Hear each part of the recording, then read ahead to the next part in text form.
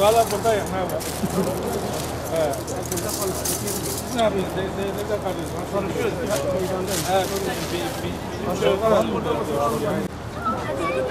Hasan gel. Gel gel.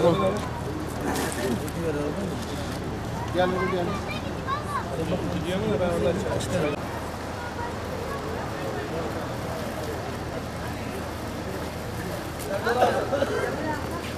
Serdar abi. Abi şuradan boşa yanıyor. Şuradan boşa yanıyor. Artık şey. Allah. Diğer üzerinde der gösterecek. Gel abi.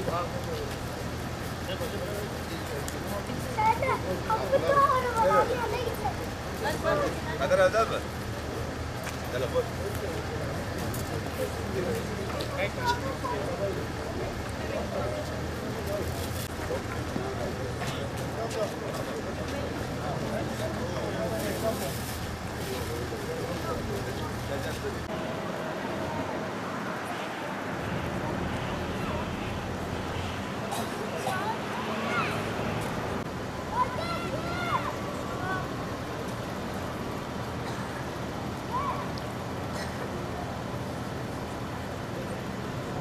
Ülkemiz hakikaten çok büyük bir depremi atlattık. Depremi hala yaşıyoruz.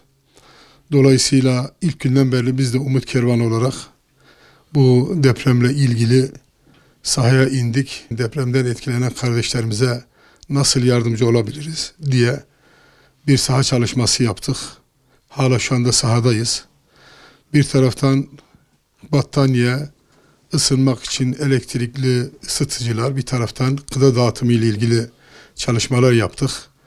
İşte malumunuzdur, seyyar mutfaklar oluşturduk. Milletimiz evine girmeye, binasına girmeye korkuyor. Binaların birçoğunda zaten biliyorsun büyük hasarlar meydana geldi.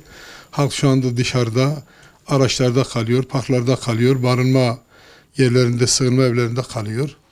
Dolayısıyla depremin ilk gününden daha düne kadar fırınlar kapalıydı. Ekmekle alakalı çok ciddi problemler vardı. Bizler de Umut Kervanı olarak birkaç fırınla hemen bir anlaşma yaptık. Halka bedava ekmek dağıtımına gittik. 3 gün, 4 gün boyunca halka bedava ekmek dağıttık.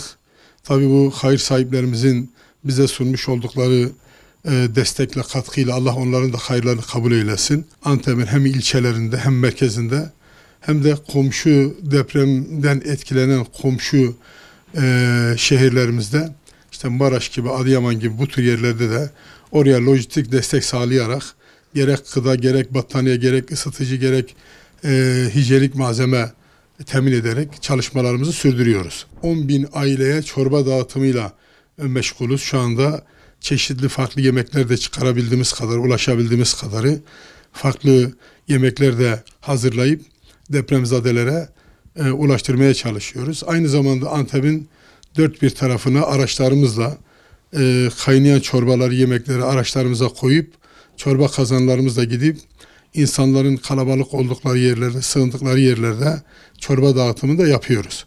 Elimizden geldiği kadar bu imkanları zorlayarak depremden etkilenen kardeşlerimize her türlü konuda yardımcı olmaya çalışıyor. Sahada bunun mücadelesini veriyoruz.